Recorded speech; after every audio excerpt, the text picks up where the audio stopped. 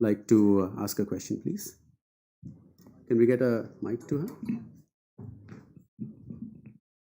This is like a business school, right? So the question I have for you, madam, is to do with the state's allocation, which is really very attractive in terms of pushing them in the capex journey. And the economic survey, in fact, demonstrates that the spend, even last in this current year, is uh, only, I think, 30% used thus far, unless they really step it up over the next few months. So to ensure that that utilization happens, you've clearly given them that year and said, hey, if the money isn't used, you'll get it back. Uh, is it possible to maybe release it based on performance? I ask this because we work with the state level in sanitation and we know that this funding is not easily uh, available for their own shoring up of capex, where it's even possible for them to draw on it. So, how can you push these states to use that capex more? And you raise a specific point on municipal bonds, which were very important again in this whole exercise. I wasn't sure what that linkage was. You mentioned it was to do with helping the municipalities come up the curve so they can issue municipal bonds. But how can we help in this journey?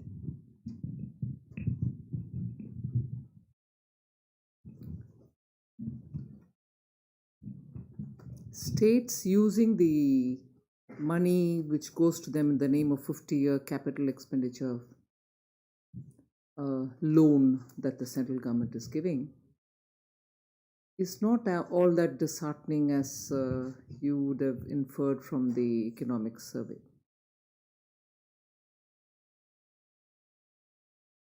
It was delayed in its launch a bit because states had to come up with proposals and then to set it rolling. Last year's 1 lakh crore, about 80% of it was unconditional, so the states could use it the way they want, provided, of course, it's used within that year and for capital expenditure. The rest 20% had all the conditions attached, power reforms and so on, one nation, one ration card and so on. This year that has been increased because of two reasons. One, we felt that there was a good appetite for more funds and continuation of the scheme. That's not possible if they didn't absorb it last year. One. Second, we've also increased the outlay. Last year was 1 and this year is 1,30,000. And this year too, it'll have a good share which will be left to the discretion of the states to use the way they want it. And also a portion of it subject to conditions, one of which is the municipality being encouraged to go for municipal bond issues, building the Unity Mall. In other words, we are also trying to have many of those schemes which we think will speed up the capital expenditure together with carrying forward the reforms. Also trying to build up accommodation for police personnel in the states. So those conditions will be laid. And actually, this year we've been talking through the officials with the chief secretaries of the state governments to say that this moves fast and moves early.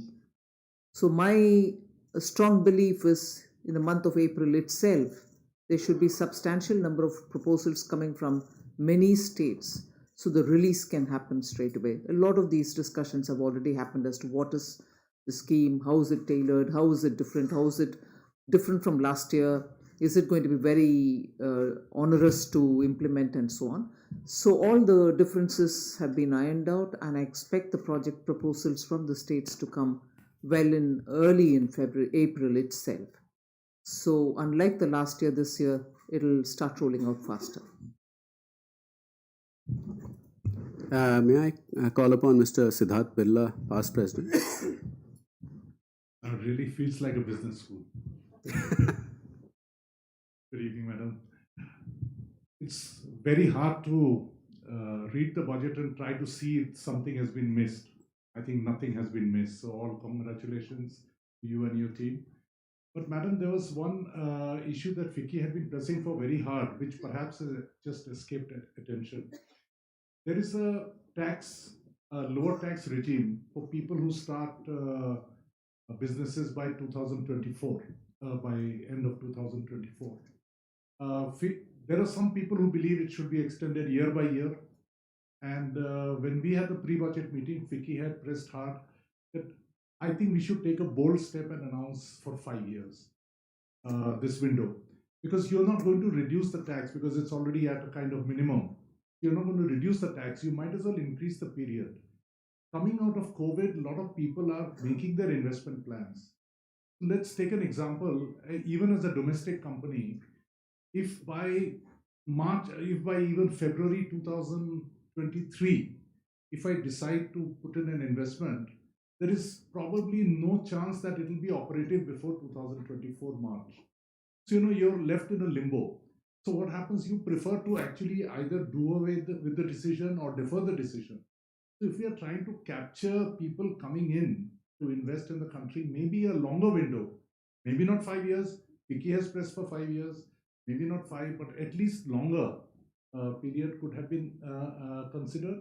So I think we still have time to do that if you think it wrong. Would you like to respond? We'll get may I call upon Sandeep Samani, past president, to ask a question, please? Thank you, Shubhakant. Madam Finance Minister, I think the only word to describe this year's budget is absolutely, it was a brilliant budget. I think you've covered all the territory and you've not left anything either for growth or for a more equitable growth. And you are actually walking the roadmap that you had shown us to the country a few years ago. My compliments to you and to your team. I just have a suggestion, madam, which is not budget related, and it's been brought to your notice. The government has been doing a lot of things in terms of ease of doing business. There is currently one constraint, unfortunately, in the CCI not being able to take decisions because it does not have a quorum. I would just recommend some early resolution to that. Thank you, ma'am.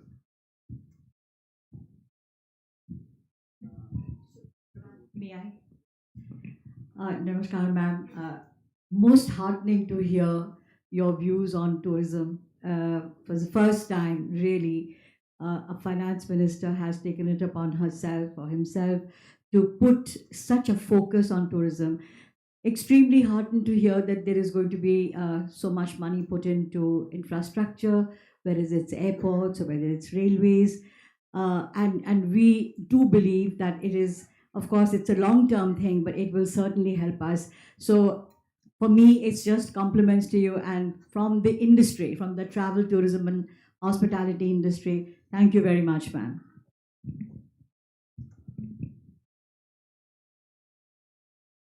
So, Y.K. Modi, past president.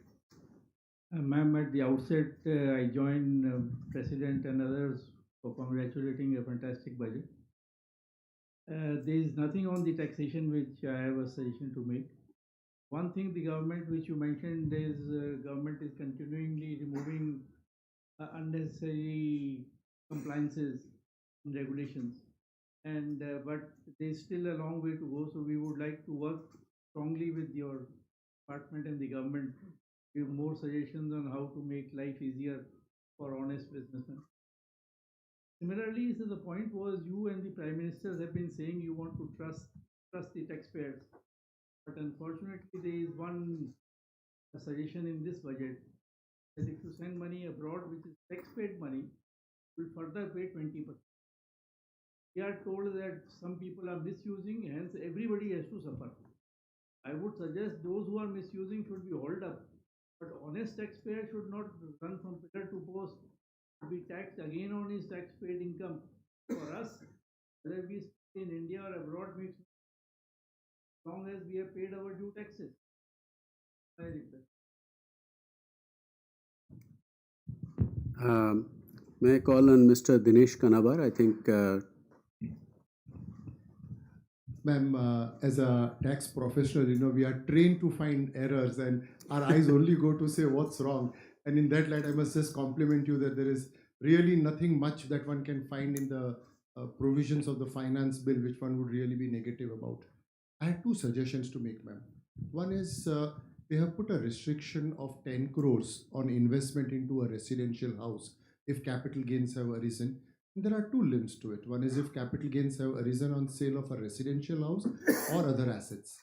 And I can understand to an extent that these provisions apply to other assets. If somebody has sold equity shares, got gains, you don't want that money to be used for a residential house as a tax shelter. But extending this from one house to another may not be warranted. So, for example, people have got houses, they have inherited there for a very, very long time. They're selling that house, they might make a substantial capital gain, but they're just buying another house, substituting it, and extending that to section 54 may be reconsidered. 54F one can relate to. That was one suggestion. The second suggestion, madam, which I wanted to leave with you is that there has been a proposed change of taxation of REIT and InvIT, which has caused quite a flutter. And the proposition which I wanted to make is that if there is a redemption of units, REIT units, the excess could well be taxed as capital gains, but to treat it as other income and tax it at full rate maybe is not warranted. It is really killing this industry, which after a lot of effort has taken shape and is inconsistent with how things happen globally. So I would request that this be reconsidered, ma'am. So would you like to respond to any of these points? Yes. Right. Sunil, would you, Sunil Sanghai? Thank you. Honorable Minister, the editorial of Times of India today, the headline summarizes what we are hearing, the sentiment here. It says, Madam Finance Minister, this is probably the best budget from 2014. And I think we all agree to that. I have a suggestion, there's no question. I think in order to get, I think the finance minister for us to gainfully utilize the time, if there are any questions on the direction of the budget at the longer term, I would really appreciate that. No. Suggestions are good. Ma'am, Please go suggestions on. are definitely welcome, but we would like to hear you as well. So the suggestion is with regard to disinvestment and the privatization. Rightly so, it has not found place in the budget speech, and the target also got reduced because obviously the market condition, etc. The privatization has two angles. It also creates the efficiency in the economy, and that does not depend so much on the market because it's a long-term privatization. You did a miracle job, brilliant job in Air India last year. That's one suggestion, that if the privatization can continue or maybe even can be stepped up, that will be good for the economy. Thank you. Puneet?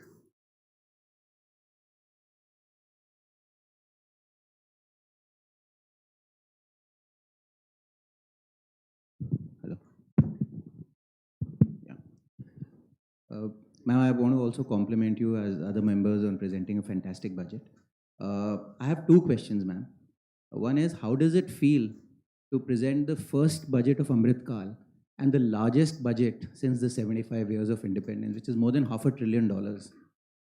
One. Second, ma'am, there's a huge emphasis on infrastructure building in India. 10 lakh crores of capex, 2.5 lakh crores in railways, then airports, etc. I know this government is a master of not just vision, but also execution. So what mechanisms do you have in place to ensure that all these projects get executed on time? Thank you. If we spend a couple of months getting into details of how you're going to draft the bill, draft the budget, and what are the contours, what kind of investments we are talking about, and which are the sectors which need to get it, and so on. The rest of the year after the presentation of the budget goes in doing exactly what you want us to do, implement it, be after the department to say spend the money where it's been given, and also make sure that we are closely monitoring every quarter it reaches the destination where it should, or else have a difficult time with the department. I know Ajay is a very patient secretary, but he can really be very tough on departments where execution is found slow and so on. So finance ministry's job actually is a very sweat and toil post the budget, not actually in preparing the budget. It's mostly after it.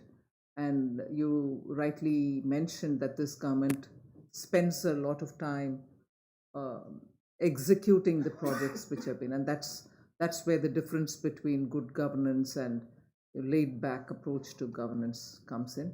And on that, whether we do it or not, you see the Prime Minister doing it himself, and therefore no department would want to be found less in their performance. So all of us are on the toes after it. That's how it gets done. Mr. Vipul Toli, if you have a question. Thank you. Very good evening, ma'am. Once again, you've put energy transition really at the center of priorities, and within that, green hydrogen leading the charge. Ma'am, this is as we all know, a very, very rapidly evolving area, dynamic. Globally, things are moving very fast. In fact, one could even say that many countries are almost racing with each other to make themselves the most competitive, to be able to establish themselves at the center of this new energy. And my question is really sort of twofold in that regard. You've made some very bold commitments in the budget.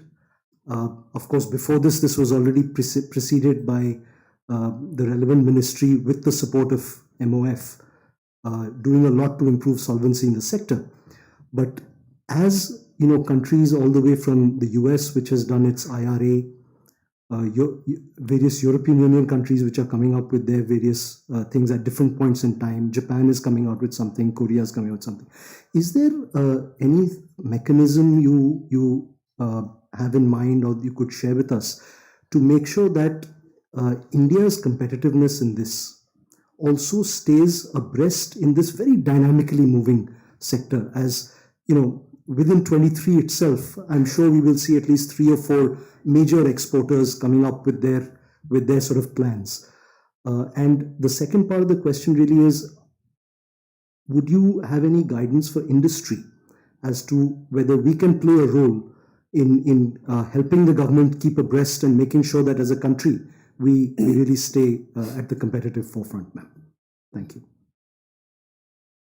It might sound as if I'm giving my stock answer, but it is relevant answer. It is the relevant answer, because industry is the one which I would put up front in any policy making.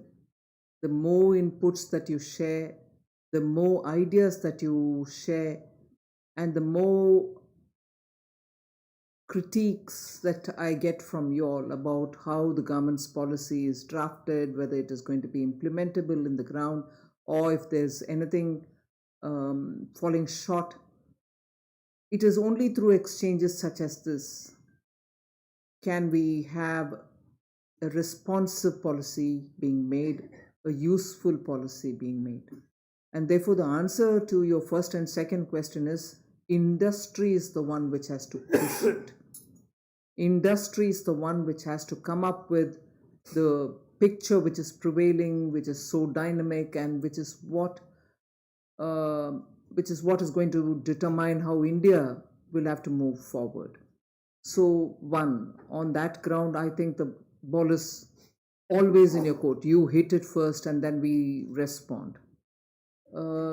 Second is, for the government to facilitate and expedite, it is necessary that we get the picture of where we have our inherent strengths first of all. There's no point in us trying to be ahead of the curve on issues which require a lot more for us to build on the fundamentals. If some fundamentals don't exist, or we are yet not laying our ground, there's no point in responding to globally rapidly developing situations. So there's just a lot of thought which industry and particularly partners of such developments which are around happening globally, which has to be openly discussed. And also, it need not be the government to be the prime mover. It can be industry the prime mover. Then you catch up with a lot of things. How did software in India develop? The government was only doing catching up always. And today, even today, they set up the benchmark for you to understand what's happening globally. And they are the pioneers even globally. That's the kind of expectation I would have of industry. Even when it comes to the second stage of renewable energy, when you're looking at rare materials, when you're looking at hydrogen, when you're looking at ways in which ammonia can be positively converted, green ammonia, and so on. So, sorry if I sound a bit critical and cynical. Industry should look into itself for your potential and then come up with points at which you want the government to facilitate, rather than say, is the government doing anything about it? If it does, then I'm coming in. No, you started off. How did the software sector move in this country? Did they wait for the government? No, they just kept moving. And government saw that it cannot be sitting and watching and came up with, quite a few facilitating policies after that. So I would want industry to be the prime mover as regards the latest frontiers in renewable energy and as regards the latest frontiers in rare earths, materials, conversion of all these towards usable technologies. Delighted to hear that receptiveness, ma'am.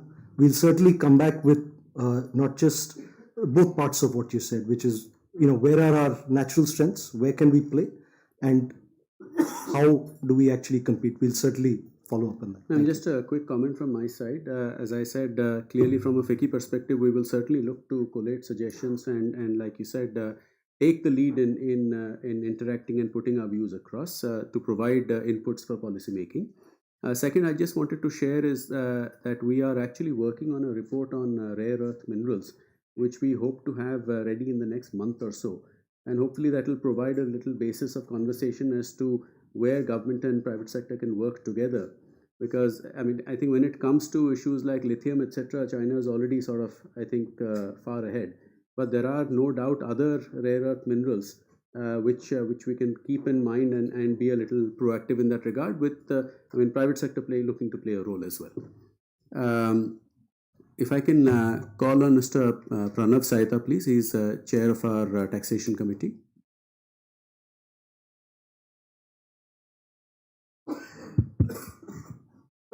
Thank you, ma'am, for the opportunity. I join everyone else in complimenting you for an absolute stunning budget. I think even your committed critics are struggling to find spots to criticize it. So that's the measure of its authenticity. And one of the hallmarks of your budget, ma'am, I have observed is the credibility of the numbers. There's nothing tried to be swept in. Very transparent, fair, and this budget is again clear on that front. One of my questions was the budget seems to project the nominal growth for financial year 24 as 10.5%. While this is nominal growth, of course, when I look at all the established multilateral international agencies, IMF, World Bank, OECD, our own economic survey, all seem to be 6% plus real growth for financial year 24. If we are projecting in the budget a 10.5% nominal growth, assuming an inflation deflator or whatever adjustment for inflation, the real growth probably has been projected at 5.5 probably. Is that a very conscious thing, conservative estimate, or are we missing something? I do understand global headwinds and so on, but the current year's growth, nominal growth, is 15% plus for the year ended March 23. So only a 10.5%, is that very conservative? And that, of course, means that it's a very credible and achievable budget. But that was my question. I think the debate on deflators constantly on. Deflators are arrived at. Ajay, you may please come in to correct me. This has been something which we've discussed in the parliament several times. Deflators normally, finally, after all the analysis and bringing in the factors which are important, tend to be somewhere in the range of 3.5%. Um, so you can see where we have fixed the nominal growth and what is going to be real at the end of the day. So it's not exactly the inflation number of a particular time, a particular day in a month. So the calculation goes in such a way that you normally take the deflator to be at that level. I'm sure Khanabarji has already written a lot about this even earlier, although being a tax expert. So that's the standard approach to it. In the financial year 2023, ma'am, the nominal growth is 15% plus and the real growth is 7%. So that was probably misguiding me, but yeah. That's fine. Yeah. You must also go back to see the flow of inflation and the other factors which weigh in into deciding what the deflator is. If I can call on Arushi Gujral Allah to, you had a question? Good evening, ma'am. First of all, again, I'd like to congratulate you not only on the budget, but all the steps that your government has been taking, very, very progressive steps. And one of them, of course, is the Make in India policy. And this requires the development of a lot of products and projects, and it requires a lot of huge expenditure on R&D. The DSIR used to recognize independent in-house R&D centers of private and public companies, and we used to get a weighted tax benefit of about 200% till 2017, and because of which we used to get an effective tax benefit of about 34%. But over the last years till March 2020, it's been brought down to 100%. So since we need to spend all this money on R&D, so you'd request you to reconsider taking the weighted tax benefit back to 200% because it really boosts the R&D efforts of the private segment. Thank you. Mohit Saraf, if you'd like to ask a question, please. Ma'am, I'm a boring lawyer, so I'll just ask one or two boring questions.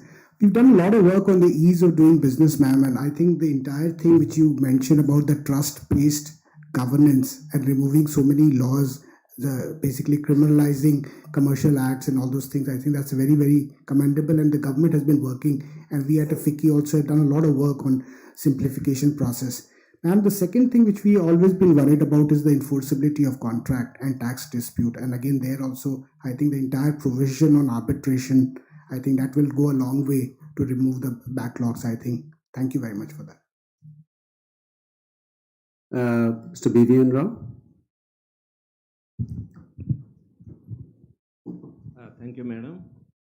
I think many corners were thinking it is going to be an election budget, but to surprise everyone, I think it is a simple and consistent budget in line with all the last 4 years, 3 years budget with double engine growth. That is the philosophy of the government. While it is so, I have one suggestion. Before I share that, I want to respond to one of the colleagues when what is that government is doing. I echo with you that government is a catalyst, and we as business, we have to leverage. I think the initiatives you announced in the budget for the ease of doing business, many hurdles which were defined at a baseline, which is delaying the projects, is removed. I think it is very complimenting this thing, because people read numbers, but people don't sometimes miss the initiatives, which are small initiatives making big things. So that is one thing. I have one suggestion, madam. While we are focusing on capital infusion, building assets, and followed by consumption, which is the philosophy of your budget, there are some of the existing assets which are suffering. Like, for example, there are many gas power plants in the country languishing for want of gas initially. Later, the gas pricing in view of dollar parity or otherwise is going up. So environmental conscious is one of our ideology or our targets. I suggest that government should come up with some solutions for this. About almost 30,000 crores assets are languishing, and banks are also suffering, developers are also suffering. This is one appeal I would like to make. Thank you, ma'am. May I come in, ma'am? Sure, yes. I am representing healthcare sector. So first of all, I would like to thank you that you have actually taken care of healthcare sector. I just wish to share one thing with you that in Uttar Pradesh, our chief minister has started a scheme that with every district there has to be a medical college. It is very good for my state. So I wish if you can, replicate the same thing in the whole nation. So it is going to be very helpful for healthcare. Thank you so much. Mr. Sanjay Bhatia, if you have a question, please. Thank you, President. Madam, I also join everyone here to compliment you for an excellent budget. I'll restrict myself to the excellent announcements you made for the MSME sector. I think that's something, whether it is CGLS extension and adding another 9,000 crore there, and presumptive tax up to 3 crores, and 95% refund of the performance guarantee and all during the COVID period, those who could not perform. I think these are excellent measures, and excellent MSME sector would definitely be benefited by it. The one thing which you have done, ma'am, in this is the payment as per act. I mean, you have further tried to discipline the large scale sector so that they pay in time in 45 days, otherwise it would not be allowed. I think its only thing is that how this would be really implemented. I think that's one thing which really needs to be seen. Other is the green growth. You talked about various sectors, so I'll strongly recommend packaging to be looked into that particular green growth sector, so that's a very, very important area, and it cuts across all the sectors of the industry. And similarly, for PLI, I would say that the MSMEs should also be considered in the for the PLIs, because again they get cuts across all the sectors. Why I mentioned about packaging is because you see they closely work with the food processing industry, and as they say, what IT has done for urban India, food processing will do for rural India. I think that's the kind of importance which is there, and this really needs to be considered. And lastly is two more things which I would say that one is the amnesty scheme for customs. Similarly, when the labor codes come, I think there would be a need to have an amnesty scheme for the earlier labor laws, the cases which are pending, so that one gets a clean slate and one comes out of that. And the last one from my side is the virtual AGM. I mean, like for the board meetings you have already done virtual, I think it would be important that the AGM should also be considered to be done virtually. So, thank you very much. On Yes, ma'am. one of the points that you've made, because I want to be sure if I've heard you right. Your possibly the first point that you made about the 45-day payment thing, and said you're wondering how it'll be implemented. Yeah. No, because you see, the 45 days was already there in the Act, in the MSME Act, and it was not implemented. So this is further disciplining what you have done now. Who should be implementing it? Okay. Who should be implementing it? The government's intent is very clearly mentioned, not once, twice, and we've also said those who have not done it, meaning those who have not paid the MSME, may not claim any offsets that year. The government has said that. And now I'm being asked who's going to implement it. Implement what? Pay the MSME? I think the intent there is extremely clear, ma'am, and I think If Indian large industries don't at this point in time, given the recovery pangs that most of us are suffering, we want recovery, we want speedier recovery, don't extend that rightful deserving gesture of pay them who have delivered on services, pay them who have delivered on the goods as per contract. Within that 45 days, recovery cannot be any one sector or any big or small company's prerogative. India has to recover. Payment dues cannot be sitting locked up where you see them who are actually working together with you. And if they don't get their payment in time and the government repeats its intent, how is it going to implement? Cannot be a question. It's got to be implemented. By who? By all of us. Government departments, government-owned PSPs, government enterprises, and as I said, ma'am, I think the intent is very clear, and certainly on behalf of FICCI, I'd like to commit that this is something that a message that we will keep on reiterating, because as you said, I think there is, beside the fairness aspect, there is also the recognition that MSMEs are inherently vulnerable to delayed payments. So this is something that we will certainly ensure that we repeat. Ma'am, I wanted to share one other point in the context of MSMEs. A project that we are taking up this year is to reach out to MSMEs, and the beauty about FICCI is that we are a federation because we have large numbers of associations which are invariably MSME associations. So we have a very large outreach throughout India, and I'm pursuing a project to reach out to them to understand their awareness of and preparedness for digitalization and sustainability. Because again, the inherent assumption is that the large companies either know what is to be done, or the consultants to go to ask the questions. But the next years is where the challenge will be there, and they will. I think the government's intent again is very clear to help them. So we have to just understand their awareness and preparedness, and that can be the basis of policy interventions, I believe. I'll just come to Devin Naran. Question from you, please. Thank you very much, ma'am, and congratulations once again for an excellent budget.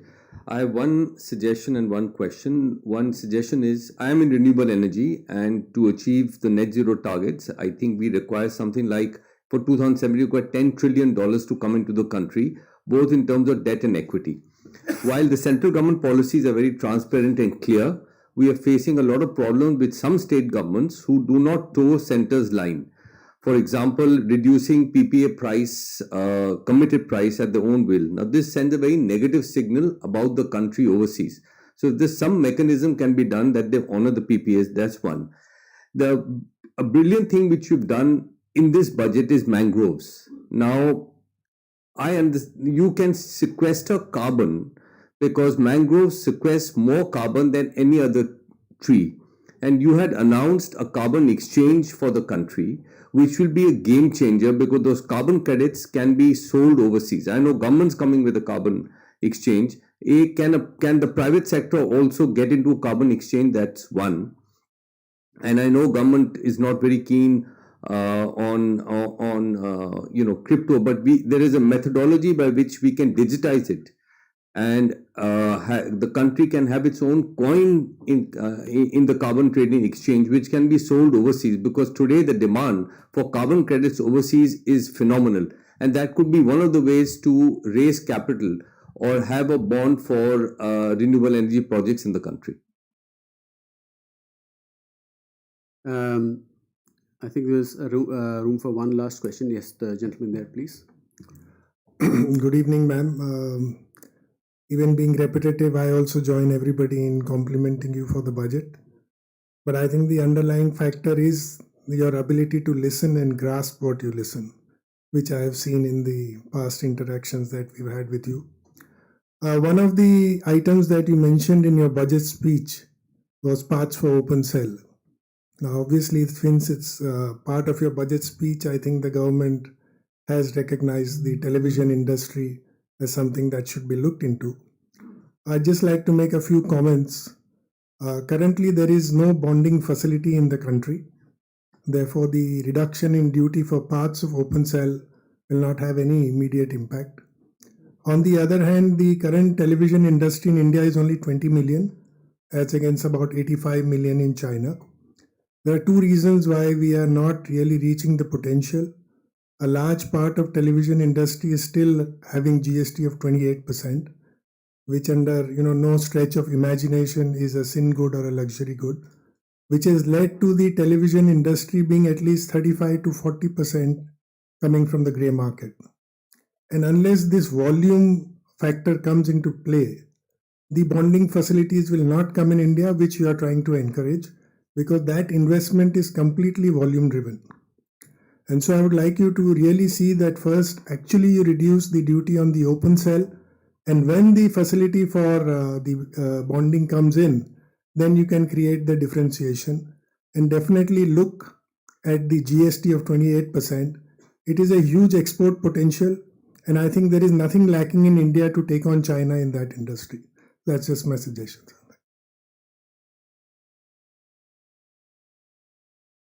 Is there anything that you would like to, any suggestions or advice for our members? Then love to hear from you. Well, first of all, thank you for giving me this opportunity to interact with all of you all. Since you have specifically asked, I've always found the reports that you do on certain sectors or certain market situations or opportunities and challenges very useful. FICCI should actually proactively look at the stage of development that we are in, and also the Amrit Kal blueprint that the government has given, one during this budget and also through Prime Minister's speech from the ramparts of the Red Fort. And from this, the opportunities and challenges over and above what government has recognized would be a very valuable input. And for those opportunities and challenges that government has recognized, I would like you all to apply your mind and form yourselves into relevant small groups to tell us that you have identified all right, but this is the way to go about it, and this is how your next 25 years policy should be laid upfront, be consistent, and also give us a sense of certainty in policy. So reports with this kind of a TOR spread over those challenges and opportunities which the government may have not identified as yet would actually open up a lot of conversation and also chance for the policymakers to actually come up with robust policies. So I would honestly invite FICCI to get back to the drawing board and come up with a lot of things about what the government has stated and what the government has not stated. Thank you for that suggestion, ma'am. We will certainly take that up, and I appreciate your comments about the inputs that we provide. And like I said, I just want to reassure you that we look at the inputs that we provide as a means for policy making for the government, and the inputs that we collate, I think, has to be done not from a individual company perspective or a sectoral perspective, but what is in national interest. And that's something that's clearly something that we will keep on doing. May I now call upon Mr. Harshvardhan Agarwal, Vice President FICCI, to deliver the vote of thanks.